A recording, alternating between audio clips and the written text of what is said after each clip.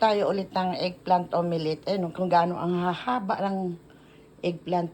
Ang gusto ko sana sa eggplant, yung mataba lang siya na hindi mahaba. Kasi pag pinirito mo yan sa kawali, hindi naman magkakasya ng anong haba. Ang hirap din ihaw.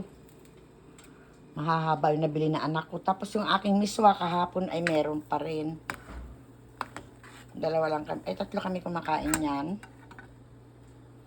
At itong aming adobong chicken wings ay meron pa rin.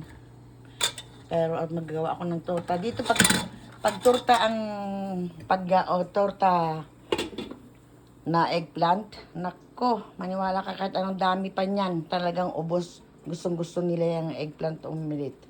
Thank you for watching and kindly follow for more of my videos. It's sunny day today. Yeah, sunny oh. Sunny. Thank you for watching.